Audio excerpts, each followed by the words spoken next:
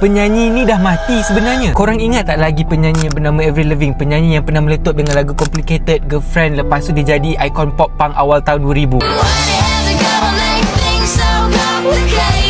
Tapi korang sedar tak yang Avril Lavigne yang kita tengok sekarang ni macam dah lain? Macam bukan Avril Lavigne yang sama lagi. Rambut dia, dia punya suara dia, cara bercakap, gaya berpakaian, semua dah berubah. Okay fine, orang boleh berubah, tapi perubahan Avril ni macam terlalu pelik. Lepas tahun 2003 dia tiba-tiba hilang dari spotlight. Dia tak keluar TV sangat, tak perform, sunyi. Tiba-tiba lepas tu muncul balik dengan wajah yang fans mula dah rasa pelik. Dan dari sinilah bermulanya satu teori yang paling gila dalam dunia hiburan. Teori yang mengatakan bahawa Avril Lavigne ni dah mati sejak tahun 2003 dan dah digantikan dengan pelanduk dua serupa. Ada yang mengatakan bahawa nama pengganti dia adalah Melissa Vandella. Kononnya penyanyi ni dah tak tahan dengan tekanan hidup sebagai selebriti.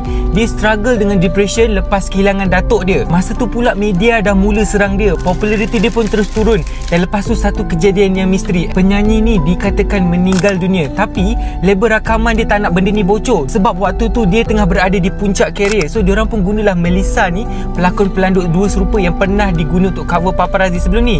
Dan sejak tu Melissa dilatih, diperkenalkan sebagai Avril baru. Dan sehingga sekarang dia terus hidup sebagai Avril Lavigne. Kau rasa ni karut ke? Tunggu dulu. Ada teori yang mengatakan bahawa yang pertama rupa fizikal Avril Lavigne ni sebab peminat hardcore bandingkan gambar dia sebelum ni dengan selepas 2003. Dan ada yang mengatakan bahawa bentuk hidung dia tak sama, tahi lalat kat tangan hilang, bentuk muka makin panjang. Okey, mungkin boleh jadi make up, tapi bila sampai tulisan tangan pun tak sama. Ada peminat yang cuba bandingkan autograf lama Avril Lavigne dan autograf lepas 2003. Gaya tulisan dia memang totally berbeza. Lepas tu diorang dapat kesan ada lirik-lirik lagu yang seolah-olah hint bahawa Avril Lavigne ni dah tak wujud lagi. Contohnya macam dalam lagu Slip Away ni.